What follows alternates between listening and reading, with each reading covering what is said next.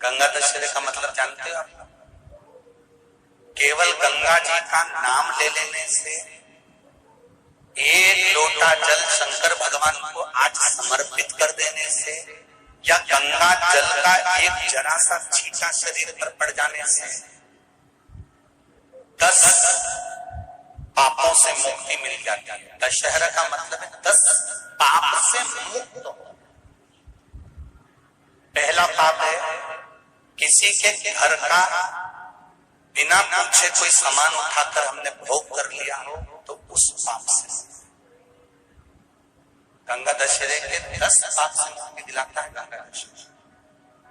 दूसरा, किसी ब्राह्मण किसी गुरुजन को मुख से अपशब्द कह दिया हो, तो आज ही का दिन है जिस दिन पाप कर्म से मुक्ति मिल जाती है। तीसरा, किसी स्त्री को, किसी नारी को, किसी कन्या के प्रति, स्त्री के प्रति, नारी के प्रति अगर गलत सोच लिया हो या गलत कर्म हमने कर दिया हो, तो उस पाप से मुक्ति गंगा दशहरे का दिन दिला देता है। चौथा,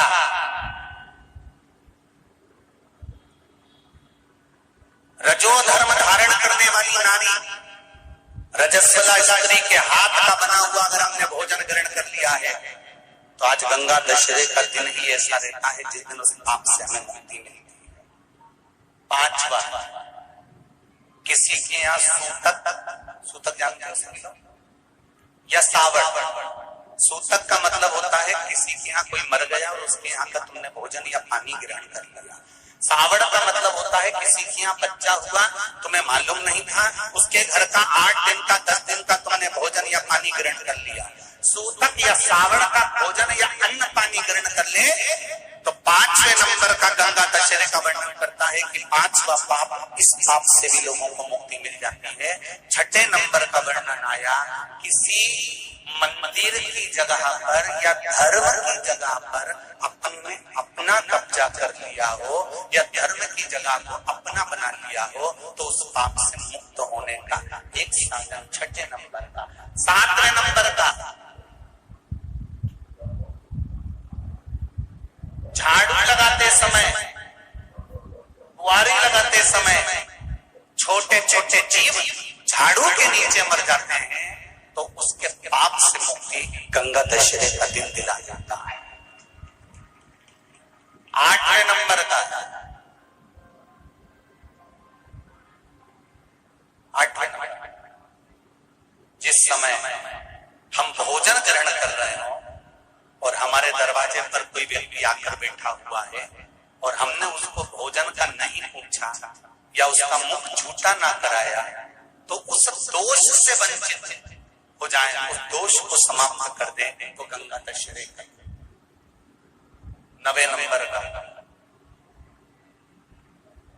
बेटी की शादी करी और बेटी की शादी करने पर बहुत सारा कन्यादान आया। उस कन्यादान में साड़ियां ज्यादा आ गई, सामान ज्यादा आ गया, मिक्सर 2 सेट आ गए, डिनर के 2 सेट आ गए, और मायके वालों ने 1 सेट अपने घर में रख लिया और उस मिक्सर में खूब सामान पीस के खाया, खूब निपटाया। बेटी के कन्यादान का सामान घर में रखकर उसका भोग करने पर जो पाप लगता है, 9वें नंबर का कहता है गंगा दशहरे का दिन उस पाप को धो देता।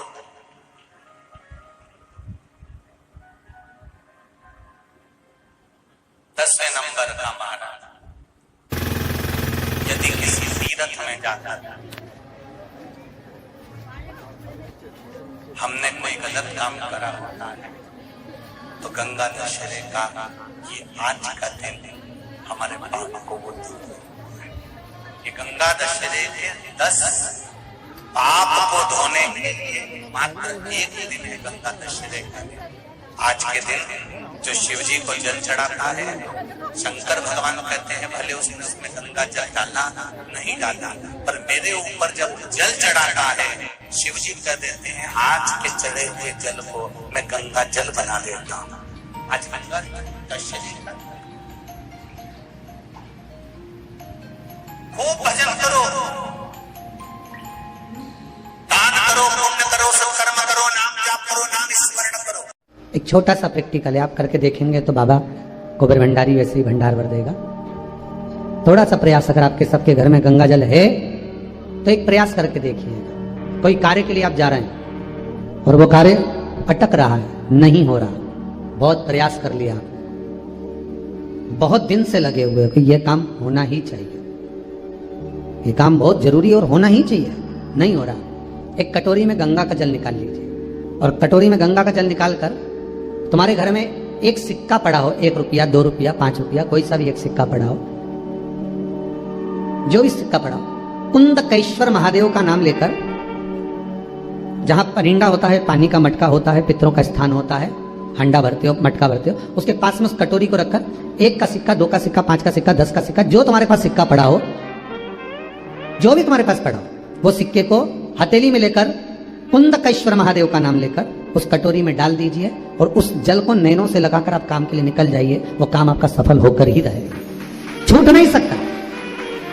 गंगा के जल में वो बल होता है, और आप जो सिक्का डाल रहे हो वो ये समझ कर डालें कि कुंदकेश्वर महादेव को मैं गंगा में स्नान करने के लिए। हमारे यहाँ पहले हमने भी देखा, आपने भी देखा होगा, किसी जब बारिश नहीं होती है या कोई काम अटक जाता है, जब बारिश, तो क्या करते थे पहले के जमाने में कि मंदिर को पैक कर दे, उसमें पानी भर दे शंकर जी के ऊपर। आपने कई जगह देखा होगा, उसमें शिव जी को डुबा, तो किसके लिए डुबाते थे? कुंदकेश्वर महादेव के। ये नियम है कुंदकेश्वर महादेव का। पर आज के जमाने में तो चंपेश्वर महादेव है तो उनको भी डुबा दे, गुप्तेश्वर महादेव है तो उनको भी डुबा दे।